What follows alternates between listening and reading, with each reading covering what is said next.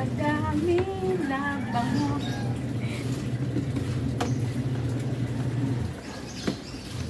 Yan. Ipon pa more. Ipon pa ng labahan more. Nag-iisa lang pero marami na ba?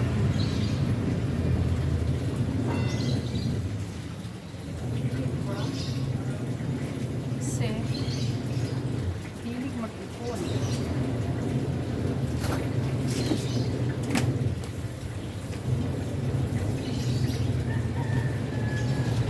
Kaya ang napala mo sa'y tatambakan ka.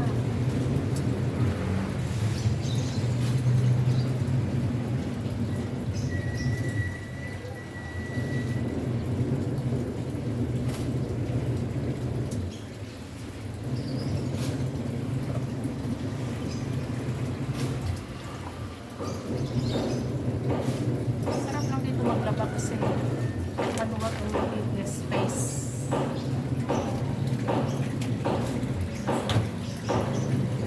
Space yun.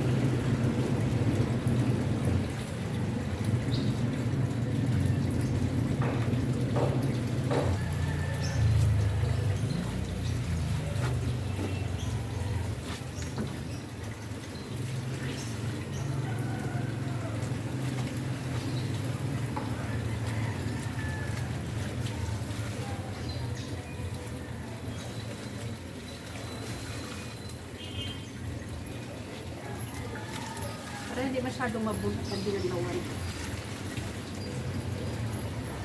Kailangan i-drain yung sabon.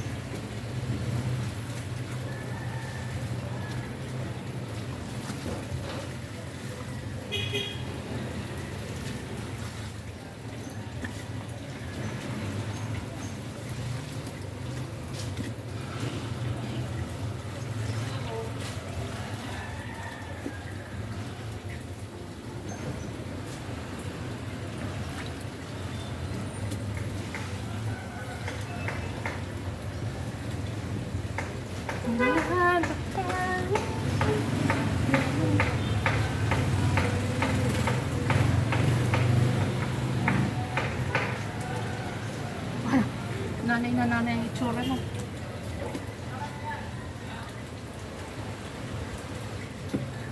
Ako ang nanay na masipag, Choret.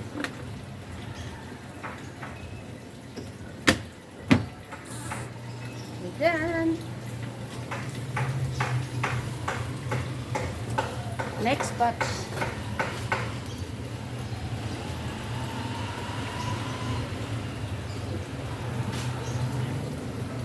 Isa ka ngayon. Mag-ipon ka pa. Baban lang.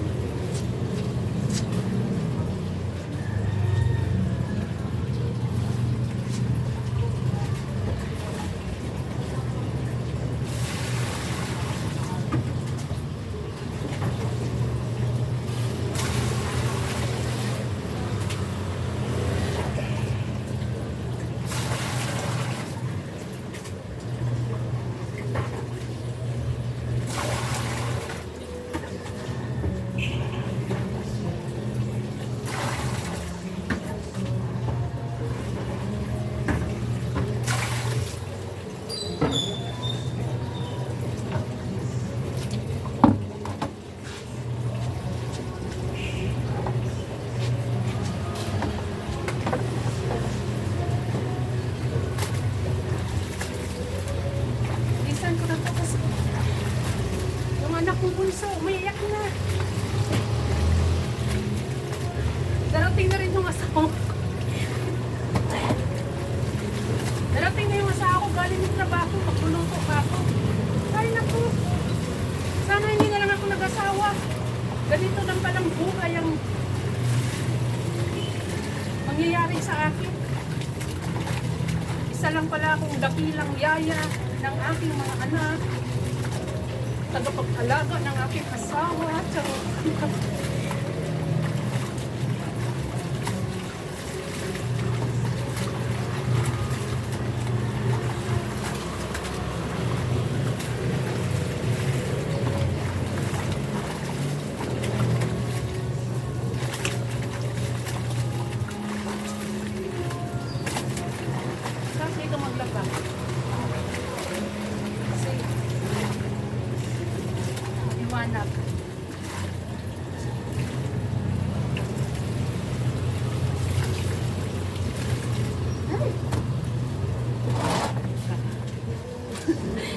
parang nanay na nanay.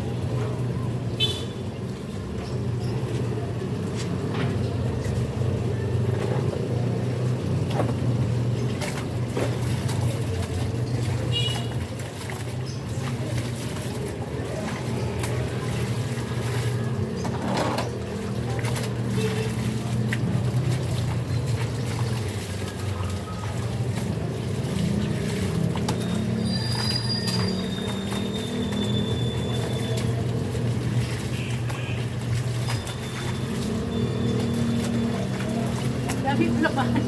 Ako lang mag-isa. Hindi ko kasi nauubos. Ay, hindi ko nilalaban hanggat hindi nauubos yung suso. Rusa!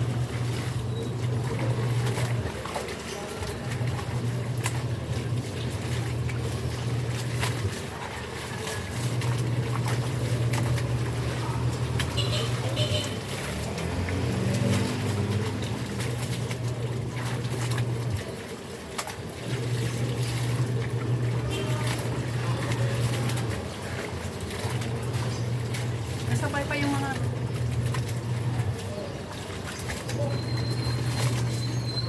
basa. Okay lang yan. Okay lang yan. Kayang-kaya mo yan. Ay, tsura ko.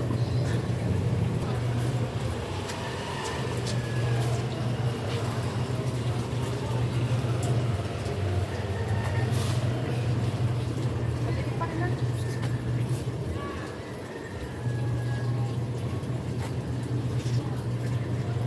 Hindi yan mahirap panlawan kasi yung mga wala.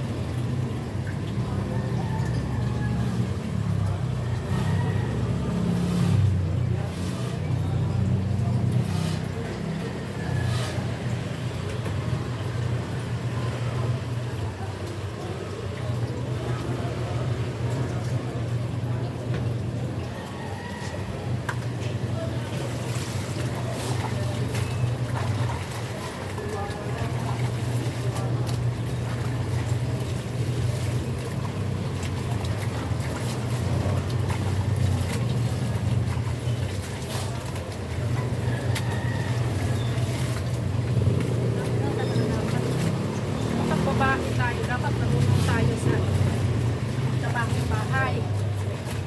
Diba, magluto, maglinis. Marunong ka rin humawak ng pera. Marunong ka rin magnegosyo. Nasa sayo na ang lahat. Sus, hindi ka ba basta-bastahin ng lalaki? Char. Charot lang. O, diba? Sino namang hindi mag-enjoy maglaba kung ganyan yung paligid mo, ganyan yung mga garden mo, andyan yung napakadaming labahan mo, yan, ganyan. Tapos pag nagutom ka anytime, pwede ka lang magluluto dyan. At andyan yung aking talagang isa. O, diba? O, ganyan siya ka.